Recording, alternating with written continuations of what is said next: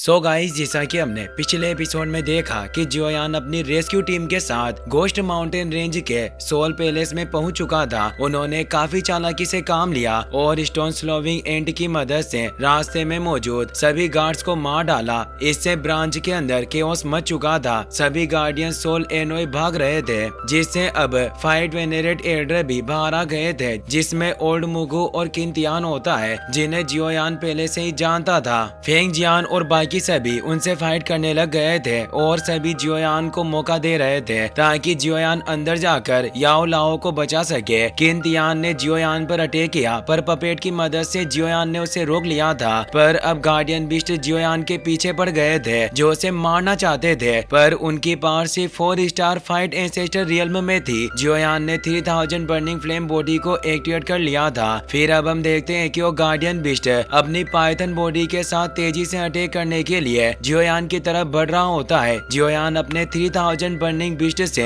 एक powerful attack करता है। ये अटैक इतना फियर्स होता है कि पूरा हॉल उससे जूझ उठा था। 3000 बर्निंग बॉडी काफी पावरफुल होती है, जिससे वो पाइथन नष्ट हो जाता है और वहाँ चारों तरफ भी 3000 बर्निंग फ्लेम की एनर्जी फैल गई थी। जियोयान बोलता है कि तुम लोग एक टिड्डे की तरह हो जो एक कार को रोकने की कोशिश करना चाहते हो। क्या तुम्हें एहसास नहीं है कि मेरी पावर से टकराने से तुम जल जाओगे? सभी हॉल ऑफ सोल्स गार्डियन काफी घायल हो चुके थे। जियोयान अब 3000 बर्निंग फ्लेम के थ्रेड से उन सभी पर अटैक करने लगता है। वो भागने की कोशिश करते हैं, पर उन्हें भागने का मौका नहीं मिलता और वो सभी जलकर तड़पने लगते हैं। जियोयान काफी तेजी से आगे बढ़ता है। उसकी स्पीड बिल्कुल सोनिक की तरह लग रही थी। अगर आपने सोनिक मूवीज का एक्सप्लेनेशन देखा है तो मुझे कमेंट में जरूर बताना। जियोयान की स्पीड से हमें पता चलता है कि वो अब कितना ज्यादा पावरफुल हो चुका है। पहले जब एक फाइट एंसेस्टर जियोयान के मास्टर को पकड़ने आया था तब वो लाचार था और वो अपनी पावर के साथ उसका कुछ नहीं बिगाड़ सकता, पर अब वो एक शेर की तरह है जिसने अपनी दाढ़ से ही सभी फाइट एंसेस्टर को हिलाकर रख दिया था। जियोयान उन गार्डियन से बोलता है कि तुम सभी भी स्पिरिचुअल बॉडीज हो जिन्हें हॉल ऑफ सोल्स के द्वारा पकड़ा गया,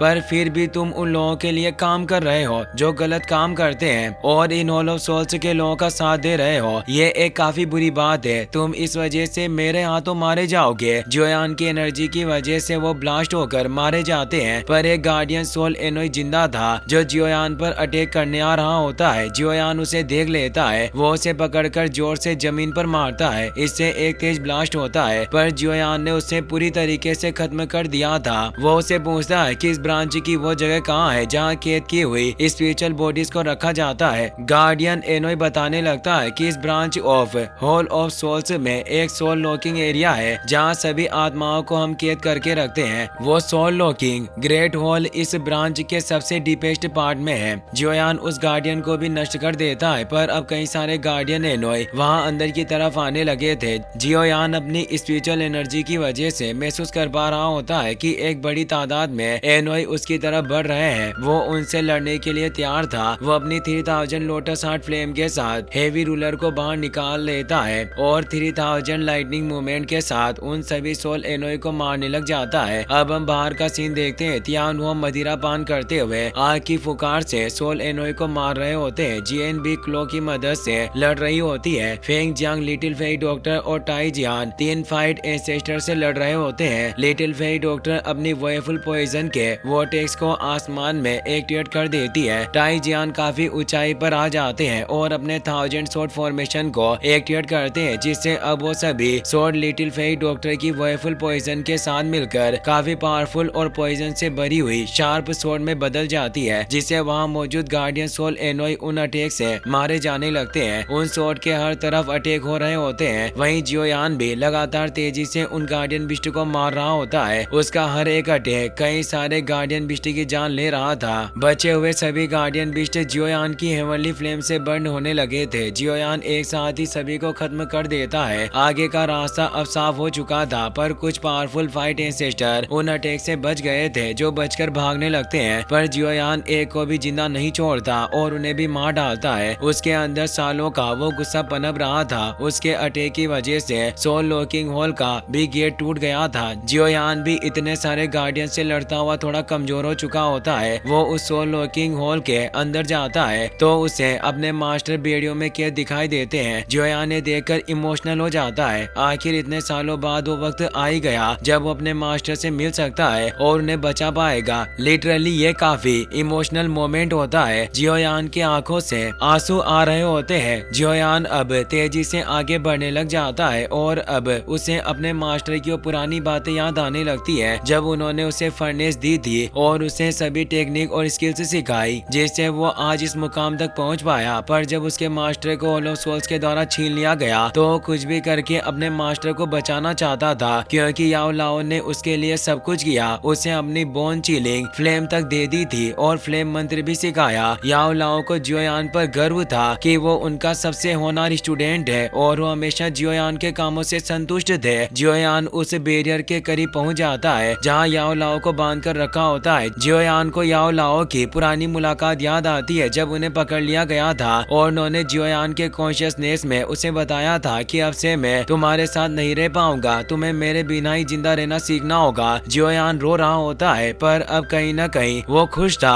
कि वो अपने मास्टर को बचाने आ गया। याओ लाओ भी बेहोश है पर जियोयान के रोने की वजह से वो भी होश में आ जाते हैं। उन्हें जियोयान में वही पुराना जियोयान नजर आता है जो कमजोर था पर हमेशा आगे बढ़ने की चाह रखता। वो कहते हैं कि जियोयान क्या ये तुम ही हो या फिर ये मेरा कोई विजन है। जियोयान बोलता है कि मास्टर ये मैं ही हूँ और अब मैं आपको यहाँ से बाहर निकाल कर अपने साथ ले जाऊंगा और वो पावरफुल अटैक से उस बैरियर को तोड़ने लगता है। हेवनली फ्लेम एनर्जी की वजह से वो बैरियर कुछ ही देर में टूटकर बिखर जाता है और अब याओ लाओ की बेड़ियां भी टूट गई थी। याओ लाओ इतने कमजोर हो गए थे कि वो नीचे गिरने लगते हैं पर जियोयान तेजी से जाकर याओ लाओ को पकड़ लेता है, वो उन्हें संभालता है। अब हम हॉल के बाहर का सीन देखते हैं। जियन अपने क्लो वेपन से सभी गार्डियन को मार रही होती है, साथ ही वो अपनी पेट यानी क्वीन स्टोन स्लोविंग एंट की मदद भी ले रही होती है जिससे वो क्वीन एंट हर भागने वाले गार्डियन को मार रही थी। फेंग जियान और ओल्ड मोगो के बीच फियर्स फाइट चल रही थी और बाकी के फाइट वेनेरेट भी लिटिल फेई डॉक्टर और उनके साथियों से लड़ रहे होते हैं। होलो सोल्स के पांचों फाइट वेनेरेट इकट्ठा होकर रुक जाते हैं। जियोयान के साथ ही फेंग जियान और लिटिल फेई डॉक्टर ने भी फाइट करना बंद कर दिया था क्योंकि अब होलो सोल्स के लगभग सभी गार्डियन मारे गए थे। फेंग जियान उन्हें बोलते हैं कि होलो सोल्स के कमीनों, आज वक्त आ गया है कि तुम उन